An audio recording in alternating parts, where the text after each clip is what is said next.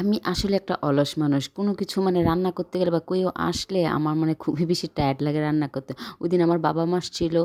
এখানে আমি ইলিশ মাছ কেটে নিলাম। এখানে রুই মাছটাও নামিয়ে নিলাম। রুই মাছটা তো কাটাই ছিল বাজার থেকে কেটে এনেছে। আলু কেটে নিলাম আর এখানে বেগুন ভাজি করব তাই বেগুনও কেটে নিলাম।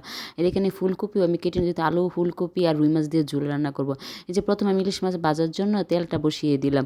কারণ ইলিশ মাছটা যদি আগে আমি ভেজে রাখি তারপর এরা আসার সাথে, সাথে একটু গরম করে আমি দিয়ে দিব আরকি। এজন্য লবণ, হলুদ, সামান্য একটু মরিচের গুঁড়া দিয়ে আমি তারপরে মাখিয়ে তারপরে একটু ভেজে নিলাম। আসার সাথে, সাথে আমি গরম করে দিয়ে দিব।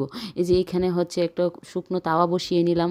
তারপরে যে যেখানে শুটকি রান্না করব তো তার জন্য আমি পেঁয়াজ, রসুন বেশি করে কেটে নিলাম আরকি। তারপর মাছটাও ভেজে নিলাম। মানে আমি দেখাচ্ছি একসাথে কিন্তু কাজগুলো কিন্তু আস্তে, আস্তে আমি করছি।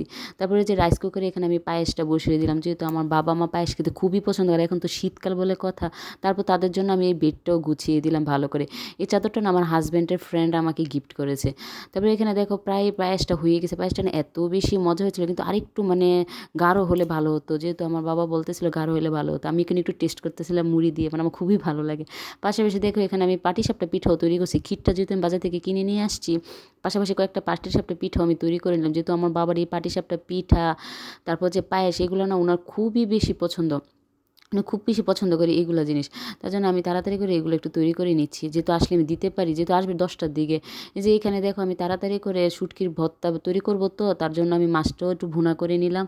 আর এদিক দিয়ে আমি তাড়াতাড়ি করে শুটকির ভর্তাটা করব। শুটকি কেটে ভিজিয়ে রাখলাম। দেখো আমার অনেকগুলা এখানে প্রায় পাটিসাপটা পিঠা হয়েছে। আর ৭-৮টার মতো হইছে আরকি এরকম আরকি। আমরা কিছু খাইলাম।